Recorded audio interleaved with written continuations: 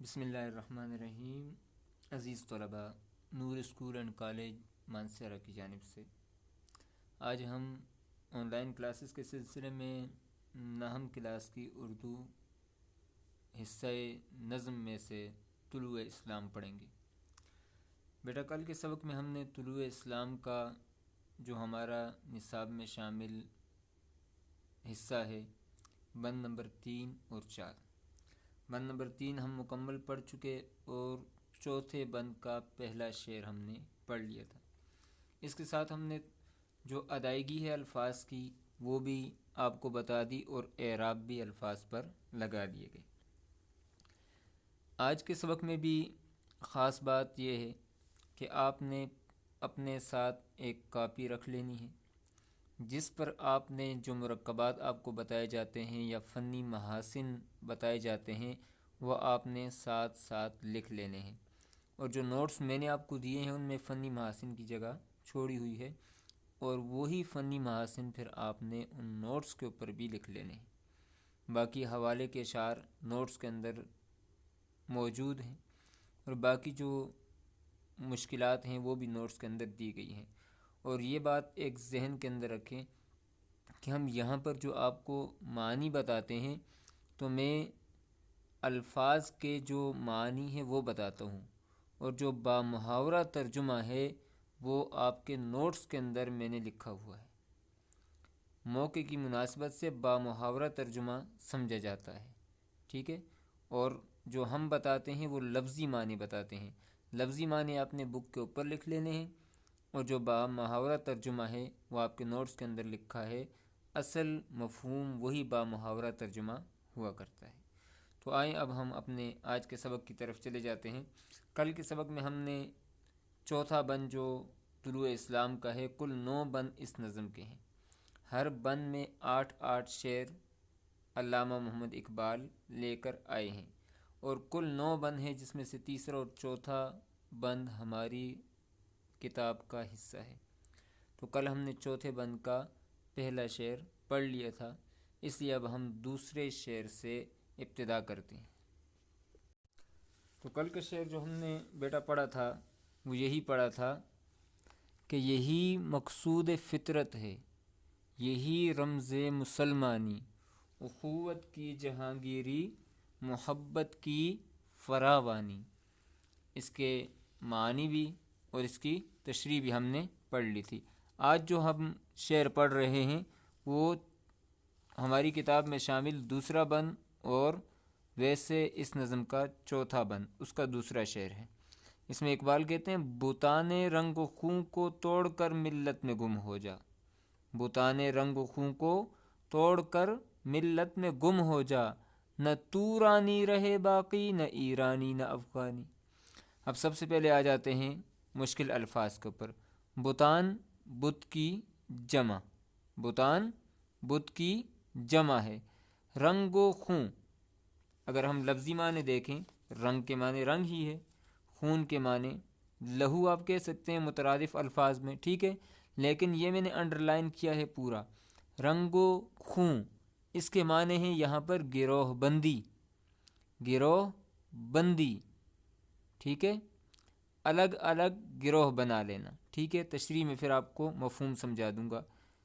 ملت، ملت کا پاسباں ہے محمد علی جناح، یہ آپ نے سنا ہوگا شعر۔ تو ملت قوم کو کہتے ہیں، ملت کس کو کہتے ہیں؟ قوم کو کہتے ہیں۔ جیسے ہم کہتے ہیں یہ ملی نغمہ ہے، کیا ہے جی؟ ملی نغمہ ہے۔ اپنی قوم سے، اپنے وطن سے محبت کا اظہار جس گیت میں کیا جائے، جس نظم میں کیا جائے اسے ملی نغمہ کہتے ہیں۔ تو یہ وہی ملت ہے۔ ملت کے معنی کیا ہیں جی؟ قوم۔ نہ تورانی رہے باقی، تورانی، ٹھیک ہے جی؟ ترک باشندہ، اس کے معنی کیا ہیں؟ ترک باشندہ یا ترکی کا رہنے والا، ترکی کا رہنے والا۔ نہ تورانی رہے باقی، نہ ایرانی، ایرانی ایران کا باشندہ، نہ افغانی افغانستان کا باشندہ، ٹھیک ہے؟ جیسے ہم کہتے ہیں پاکستانی، تو یہ تورانی ترکی کا باشندہ، ایرانی افغانی ایران اور افغانستان کا رہنے والا۔ یہ تو ہو گئے شعر کے مشکل الفاظ کی معنی جس طریقے سے میں نے لکھے ہیں ویسے آپ نے بھی لکھ لیے ہیں، ساتھ میں نے انڈر لائن بھی کیے ہوئے ہیں۔ اب اگلا جو اسٹیپ ہے اس میں ہم آ جاتے ہیں رنگ و خوں۔ یہ کون سا مرکب ہے؟ ہاں بالکل ٹھیک ہے، یہ مرکب عطفی ہے۔ کیوں؟ کیونکہ اس میں حرف عطف آیا ہے۔ اس میں کیا آیا ہے جی؟ حرف عطف آیا ہے، واو حرف عطف ہے۔ بتان رنگ و خوں کو توڑ کر ملت میں گم ہو جا، نہ تورانی رہے باقی، نہ ایرانی نہ افغانی۔ تورانی، ایرانی، افغانی یہ ایک ہی قبیل سے آئے ہوئے الفاظ ہیں، ٹھیک ہے، اور ایک دوسرے کی مناسبت سے لائے ہوئے الفاظ ہیں، تو یہ صنعت مرات النظیر ہے، ٹھیک ہے۔ یہ دونوں چیزیں ہو گئی فنی محاسن کے اعتبار سے۔ مرکبات میں مرکب عطفی استعمال ہوا ہے، اور نا یہ 3 مرتبہ نا کا لفظ آیا ہے، تو یہ تکرار حرفی آ گیا، ٹھیک ہے جی، یہ تکرار بھی آ گیا اس کے اندر۔ تو اب آ جاتے ہیں اس شعر کے مفہوم کی طرف کہ علامہ اقبال اس شعر کے اندر کیا سمجھانا چاہتے ہیں، ٹھیک ہے۔ علامہ اقبال اس شعر کے اندر نصیحت کرتے ہیں کہ لوگ فرقوں اور گروہوں کے اندر نہ بٹ جائیں، بلکہ وہ ایک ہو جائیں۔ ان کی شناخت جو ہے، اسپیشلی یہاں پر مسلمانوں کو مخاطب کر کے کہتے ہیں کہ اے مسلمان، تیری شناخت جو ہے وہ تورانی، ایرانی، افغانی، پاکستانی یا ہندوستانی، ٹھیک ہے، اس اعتبار سے نہیں ہے، بلکہ تیری شناخت جو ہے وہ بحیثیت امت مسلمہ یا ایک قوم کے ہے۔ اس شعر کے اندر علامہ محمد اقبال امت مسلمہ کو اتحاد اور اتفاق کا درس دے رہے ہیں۔ اب تشریح کے اندر آ جاتے ہیں۔ اقبال کہتے ہیں بتان رنگ و خو کو، بتان بت، جب ہم بت کا نام سنتے ہیں تو ہمارے ذہن میں ایک تصویر آ جاتی ہے، بت کے ساتھ ایک رشتہ اور ایک تعلق ہے۔ جو لوگ بت بناتے ہیں تو اس کی عبادت کرتے ہیں، وہ ایک مقصد بن جاتا ہے ان کا۔ تو اقبال بھی کہتے ہیں یہ جو رنگ اور خون، ٹھیک ہے، کہ جو رنگ کی مناسبت سے قومیں بنائی جاتی ہیں یا خونی رشتوں کے اعتبار سے اپنے ہی لوگوں کے ساتھ تعلق رکھا جاتا ہے، ان کے ساتھ روابط رکھے جاتے ہیں، کہتے ہیں کہ اس کو توڑ دے اور ملت میں گم ہو جا، چاہے گورا ہے، چاہے کالا ہے، چاہے عربی ہے، چاہے اجمی ہے، کسی بھی نسل سے، کسی بھی قوم سے، کسی بھی علاقے سے، کسی بھی زبان سے تعلق رکھتا ہے، اگر وہ مسلمان ہے تو وہ آپ کا بھائی ہے، ٹھیک ہے۔ ایک اور جگہ پر علامہ نے خود بھی فرمایا تھا کہ بتوں کو توڑ تخیل کے ہوں کہ پتھر کے، کہ ان بتوں کو توڑ دینا ہے۔ تو اس شعر کا آسان الفاظ میں ہم مفہوم یہ لے سکتے ہیں کہ علامہ محمد اقبال اس شعر کے اندر امت مسلمہ کو اتحاد اور اتفاق کا درس دیتے ہیں، کیونکہ امت مسلمہ جو ہے اس کی بنیاد کلمہ طیبہ ہے۔ کیا ہے جی؟ کلمہ طیبہ ہے، نہ کہ رنگ، زبان، نسل، جغرافیہ، یہ بنیادیں نہیں ہیں، بلکہ کلمہ طیبہ ہے، اور یہ سب سے جدا ایک طریقہ ہے امت مسلمہ کا۔ اسی لیے اقبال نے خود بھی کہا تھا کہ اپنی ملت پر قیاس اقوام مغرب سے نہ کر، اپنی ملت پر قیاس اقوام مغرب سے نہ کر، خاص ہے ترکیب میں قوم رسول ہاشمی، ان کی جمعیت کا ہے ملک و نسب پر انحصار، اور قوت مذہب سے مستحکم ہے جمعیت تیری۔ تو اس شعر کے اندر علامہ محمد اقبال جو ذاتی اور نسلی تعصب ہے اور گروہ بندی ہے، فرقہ بندی ہے، اس کو ختم کرنے کی تلقین کرتے ہوئے اتفاق اور اتحاد کا درس دیتے ہیں۔ تو آ جاتے ہیں تیسرے شعر کی طرف۔ اس میں کہتے ہیں میان شاخ ساراں صحبت مرغ چمن کب تک، تیرے بازو میں ہے پرواز شاہین کوہستانی۔ میان، ٹھیک ہے جی، میان، ٹھیک ہے، درمیان کو کہتے ہیں۔ یہاں پر ایک میان ہوتی ہے، ٹھیک ہے، جس کے معنی کیا ہوتا ہے؟ تلوار رکھنے کی جگہ جو ہوتی ہے اس کو میان کہتے ہیں۔ یہاں پر میان ہے، میم کے نیچے زیر ہے، تو درمیان ہے، اس کا معنی کیا ہے؟ درمیان۔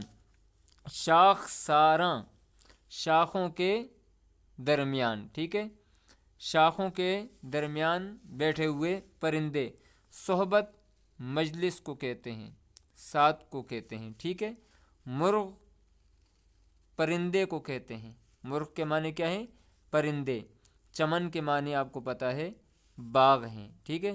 تیرے بازو میں ہے پرواز شاہین کوہستانی، شاہین آپ کو پتہ ہے یہ پرندوں کا بادشاہ ہے، پرندوں کا بادشاہ، پہاڑوں میں رہنے والا پرندہ ہے، ٹھیک ہے جی۔ کوہستانی پہاڑوں کی سرزمین، پہاڑوں کی سرزمین، کوہ پہاڑ کو کہتے ہیں، تو یہ پہاڑوں کی سرزمین یہاں پر اس کا معنی آئے گا۔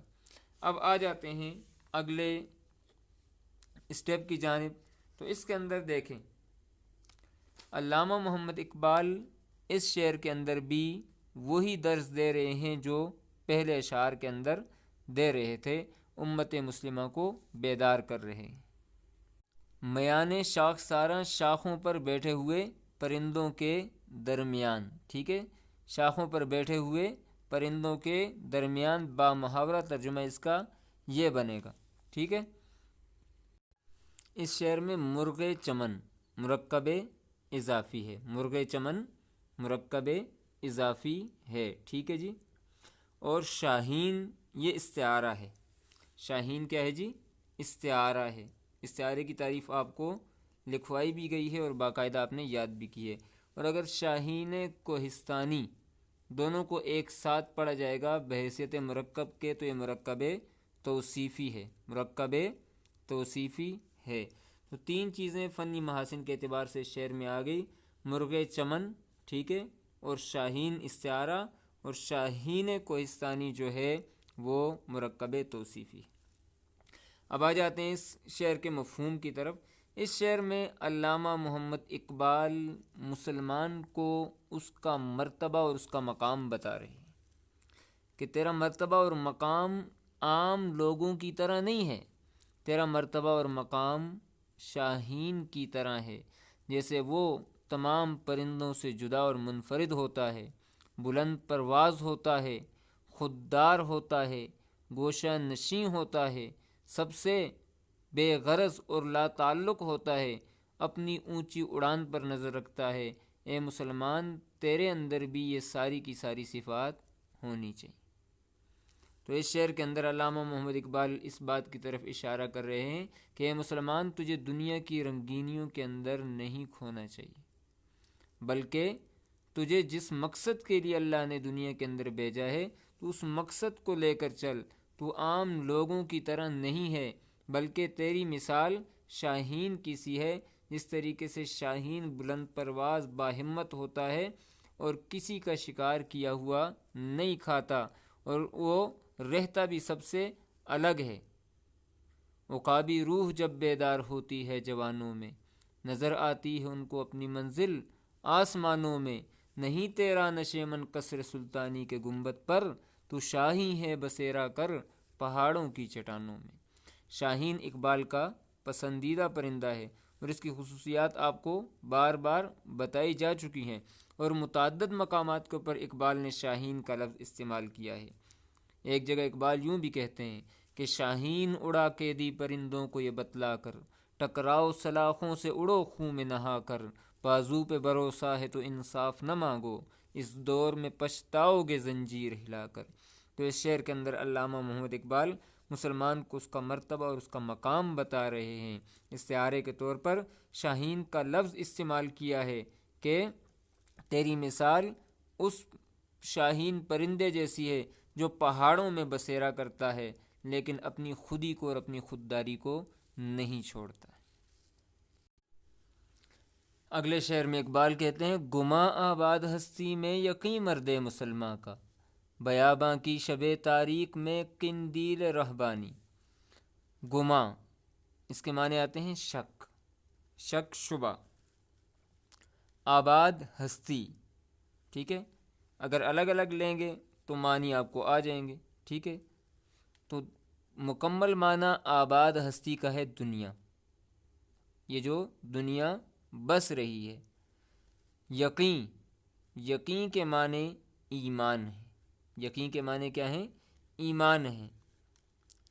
بیاباں، ویرانہ، بیاباں کس کو کہتے ہیں؟ ویرانے کو کہتے ہیں۔ شب، پھر فارسی زبان کا لفظ آ گیا، شب رات کو کہتے ہیں۔ قندیل چراغ کو کہتے ہیں، ٹھیک ہے جی۔ رہبانی، رہبانیت جس کو آپ کہتے ہیں، جیسے حدیث میں بھی آتا ہے لا رہبانیت فی الاسلام، رہبانیت، ٹھیک ہے، ترک دنیا، دنیا کو ترک کر دینا۔ یہ تو ہو گئے اس کے الفاظ معنی، ٹھیک ہے۔ گما آباد ہستی میں یقین مرد مسلمہ کا، بیاباں کی شب تاریک میں قندیل رہبانی۔ اس شعر کے اندر بھی آپ دیکھیں مرکبات میں مرد مسلمہ، مرد کی صفت ہے مسلمان ہونا، تو یہ مرکب توصیفی ہے، ٹھیک ہے جی۔ شب تاریک، تاریک شب، ٹھیک ہے، تاریک شب، شب کی صفت کیا ہے؟ تاریک ہے۔ اور قندیل کا لفظ یہاں پر بھی استعارہ ہے، قندیل چراغ کا لفظ یہاں پر استعارے کے طور پر استعمال ہوا ہے۔ اب آ جاتے ہیں اس کے مفہوم کی طرف۔ یہاں پر یہ بات ذہن کے اندر رکھیں کہ ایمان کو اصل اہمیت حاصل ہے اس شعر میں، ایمان کی اہمیت بتا رہے ہیں۔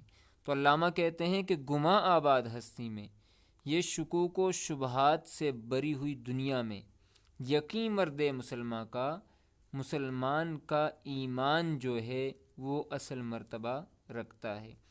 دنیا شک و شبے کی جگہ ہے، لیکن جب ایمان کی روشنی مسلمان کو مل جاتی ہے تو وہ ان تمام شکوک و شبہات سے دور ہو جاتا ہے، وہ دنیا کی لذتوں کو چھوڑ دیتا ہے۔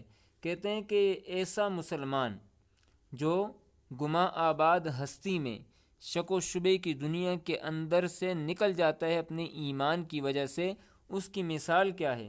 تو دوسرے مصرے میں کہتے ہیں بیاباں کی شب تاریک میں، ویرانے کے اندر ایک ایسی رات جو اندھیری ہے، کوئی روشنی کا سامان نہیں ہے، تو اقبال کہتے ہیں مسلمان کے ایمان کی مثال قندیل رہبانی درویش کے چراغ کی سی ہے۔ جیسے ویرانے میں ایک شخص ترک دنیا کر کے دنیا والوں کو چھوڑ کر صحرا کے اندر، بیاباں کے اندر چلا جائے اور وہاں پر جا کر اللہ کو راضی کر رہا ہو، وہ اپنی کٹیا کے اندر، اپنی جھونپڑی کے اندر ایک چراغ جلا رہا ہو، تو مسافر بہت دور ہوتا ہے لیکن اس چراغ کو دیکھ کر اپنی منزل کی طرف چلا جاتا ہے۔ تو یہی چیز اقبال سمجھا رہے ہیں کہ ایمان جو ہے مسلمان کا، یہ وہی چراغ ہے جو درویش کی جھونپڑی میں جل رہا ہے، وہ مسافر کو راستہ بتاتا ہے، اور مسلمان کا ایمان جو ہے وہ بھی اس کو دنیا کے اندر راستہ بتاتا ہے۔ اسی لیے اقبال نے کہا تھا کہ ایمان کی خاموش زبانی پہ نہ جانا، ایمان کی خاموش زبانی پہ نہ جانا، یہ شعلہ بے باک دبا ہے نہ دبے گا، کیونکہ ایمان جو ہے یہ کبھی بھی دبتا نہیں ہے، نہ ہی کسی کے سامنے جھکتا ہے۔ اقبال نے دوسرے مقام پر یہ بھی کہا تھا کہ بے خطر کود پڑا آتش نمرود میں عشق، عقل ہے محو تماشائے لبے بام ابھی۔ ایمان جو ہے وہ اللہ کے لیے جان دینے پر راضی کرتا ہے، اور ایمان ہی ہے جو اللہ کے لیے دنیا کی لذتوں کو چھوڑنے پر راضی کرتا ہے، اور امید مرد مومن ہے خدا کے رازدانوں میں۔ اقبال نے یوں بھی کہا تھا کہ امید مرد مومن ہے خدا کے رازدانوں میں، کہ مسلمان کی امید جو ہے، یہ جو ایمان ہے، یہی اسے دنیا کو اور اس کی لذتوں کو چھوڑنے پر راضی کرتا ہے، اور یہ اس کے لیے ایک چراغ کی حیثیت رکھتا ہے۔ تو اس شعر کے اندر علامہ محمد اقبال نے مسلمان کے اندر جو ایمان کی صفت اللہ نے رکھی ہوئی ہے، جو دی ہوئی ہے، کلمہ پڑھنے کے بعد مسلمان میں آ جاتی ہے، اس کی اہمیت کو بتایا ہے۔ اب آ جاتے ہیں اگلے شعر پر۔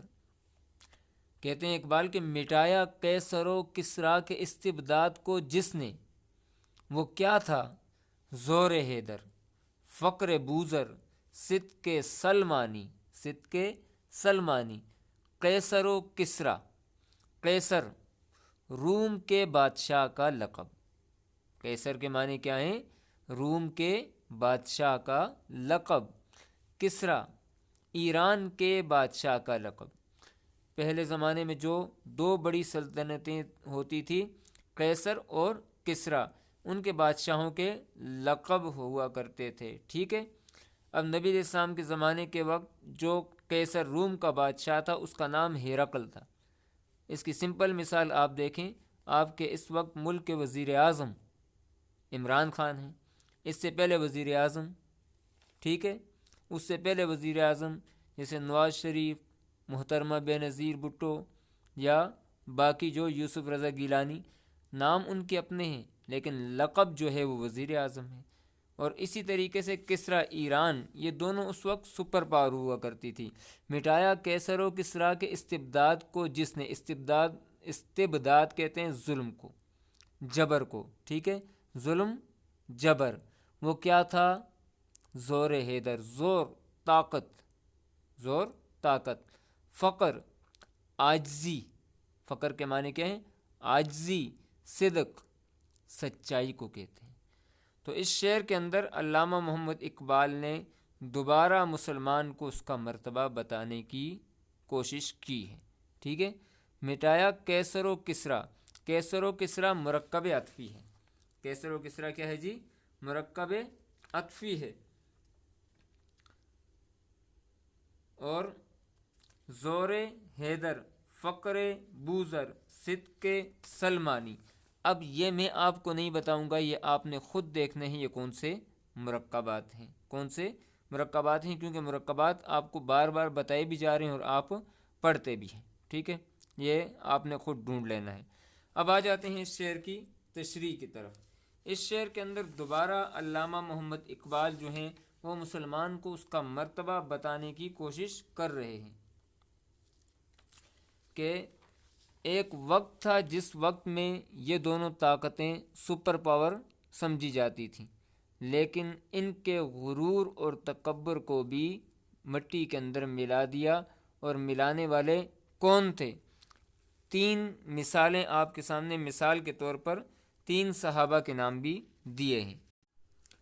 قیصر یہ روم کا بادشاہ تھا، اور ان کی فوج اتنی طاقتور تھی کہ ہر شخص جو ہے، ہر سپاہی اس کے پاس لوہے کا لباس تھا، ٹھیک ہے، وزنی لباس۔ اور کسریٰ یہ اپنے آپ کو بہت بڑا بادشاہ سمجھتا تھا، اور عربوں کے متعلق اس کی رائے بہت بری تھی، یہ عربوں کو انسان ہی نہیں سمجھتے تھے، وہ یہ کہتے تھے کہ یہ جاہل اور بد تہذیب لوگ ہیں۔ اور کسریٰ کے سر کے اوپر 70 کلو وزنی ایک تاج تھا جو چھت کے ساتھ لٹکا ہوتا تھا، جب یہ بیٹھ جاتا تھا اس کا سر اس کے اندر آ جاتا تھا، اور یہ غرور اور تکبر کی علامت تھی، اور یہ بھی بہت زیادہ طاقتور تھا۔ تو اقبال کہتے ہیں مٹایا کیسر و کسریٰ کے استبداد کو جس نے، اور یہ دونوں بہت ظالم تھے، اپنی رعایا پر بھی اور دیگر ممالک پر بھی بہت زیادہ ظلم ڈھاتے تھے۔ تو اقبال کہتے ہیں وہ کیا تھا زور حیدر؟ حضرت علی رضی اللہ تعالیٰ عنہ مراد ہیں، یہاں پر کون مراد ہیں؟ حضرت علی رضی اللہ تعالیٰ عنہ مراد ہیں۔ لگاتا تھا وہ جب نعرہ تو خیبر توڑ دیتا تھا، حکم دیتا تھا پانی کو تو رستہ چھوڑ دیتا تھا، یہ حفیظ جلندری نے شاہنامہ اسلام میں کہا تھا، انہی کے متعلق، حضرت علی کے متعلق۔ فقر بوذر، حضرت ابو ذر غفاری رضی اللہ تعالیٰ عنہ مراد ہیں۔ حضرت ابو ذر غفاری یہ بہت ہی عاجز اور درویش صحابی تھے۔